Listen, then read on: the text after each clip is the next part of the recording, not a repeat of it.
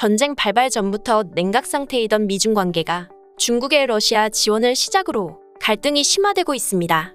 중국 전문가들이 조 바이든 미국 대통령이 지난 18일 시진핑 중국 국가주석과 화상통화를 한 후에도 대중압박을 이어가고 있어 양국 관계를 개선하려는 의지를 보이지 않고 있다고 말했습니다.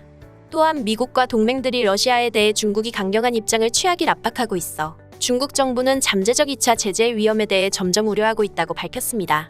30일 홍콩 사우스차이나 모닝포스트 SCMP에 따르면 스인웅 인민대 교수는 이 매체의 미국과 중국 정상 간 통화 후에도 아무런 관계 개선이 없다며 우크라이나 전쟁 동안에는 관계 개선을 기대하는 게 비현실적이라고 말했습니다. 그러면서 미국은 우크라이나에서 중국이 러시아를 지원한다고 공식적으로 비난하지는 않았으나 이전에 해온 것과 같은 방식으로 첨단 분야와 공급망에서 디커플링을 포함해 중국에 대해 다른 행동을 계속 취하고 있다고 지적했습니다. 그는 우크라이나 위기는 세상을 뒤흔드는 사건이고 미중 간 긴장을 틀림없이 더욱 심화할 것이라고 말했습니다. 바이든 대통령은 18일 시 주석과 통화에서 중국이 러시아에 물질적 지원을 제공할 경우 그 의미와 향후 초래하게 될 결과에 관해 설명했다고 백악관은 밝혔습니다.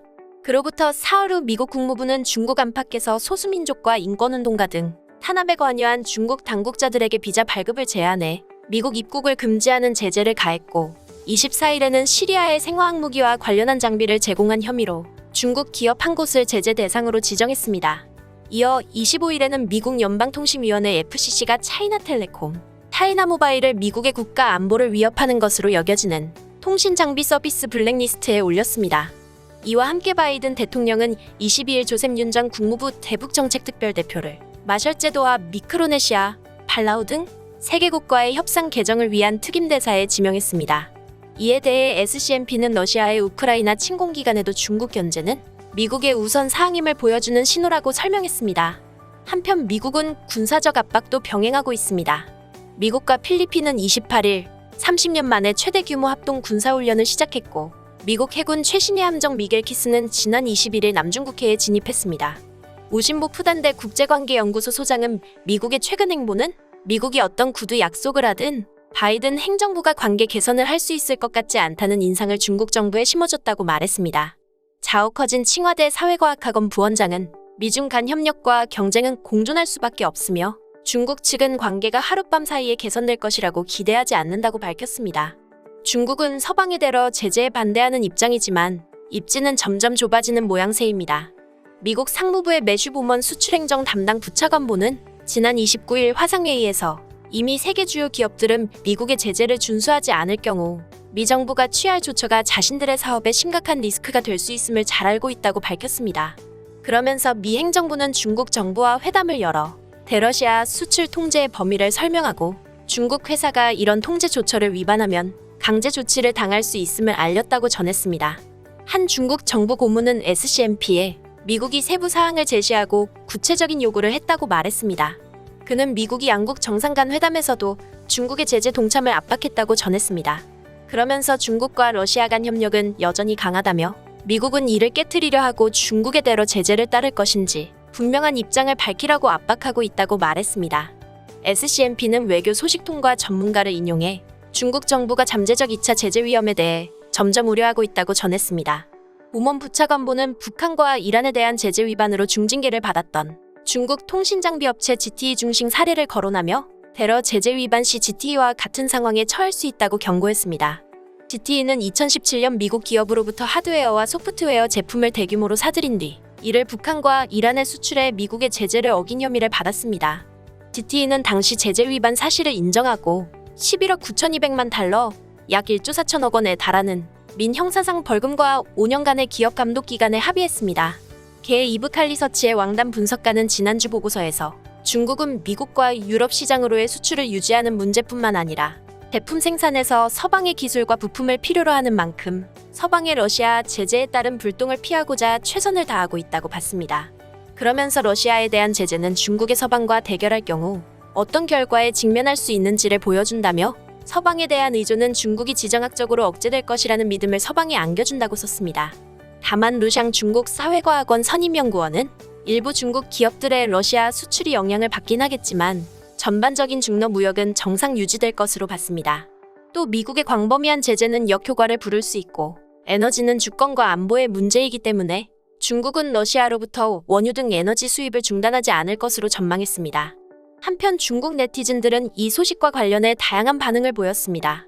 미중 관계를 살리자는 말을 미국도 우스꽝스럽다고 생각할 것이다. 어떻게 미국 전역이 다 이 모양이야?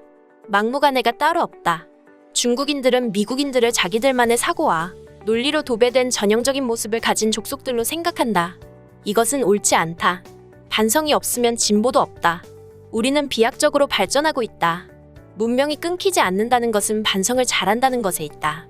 물론 반성을 잘한다고 해서 반드시 성장할 수 있다는 것도 아니다. 하지만 반성이라는 것 자체는 나쁜 뜻이 아니다. 미중 관계에 대한 희망을 갖지 말자. 늑대들이 온다. 이번에는 진짜다.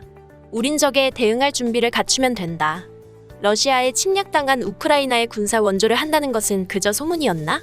항전 시에 소련과 미국이 일본의 침략을 받은 중국에 군사적 원조를 제공하지 않았다면 우리가 2차 대전까지 버틸 수 있었겠는가? 이것은 침략과 반침략이다. 침략 당하는 쪽에 무기를 주지 않고 그들이 어떻게 침략에 대응할 수 있기를 논하는지? 위에서부터 아래까지 이런 비뚤어진 소리를 하는 게 부끄럽지 않나? 경고라는 말에서 알 수 있듯이 미국인들은 우리가 러시아를 도와줄 것을 두려워하고 있다. 우리가 할 일은 러시아와 우크라이나 사이에서 균형을 유지하는 것이다. 반드시 도와야 한다. 어떤 분야에서 도와줄 것인가? 어느 정도로 도와줄 것인가? 도와준 후에 미국이 미쳐 날뛰게 될까? 중국이 보인 것은 이들을 모두 고려한 행동이다. 미국인들은 어째서 위나 아래나 말하는 것이 죄다 불량배 같은 걸까? 각자 다른 말만 하면서 솔직하고 깊이 있는 커뮤니케이션을 원한다네. 웃기는 소리.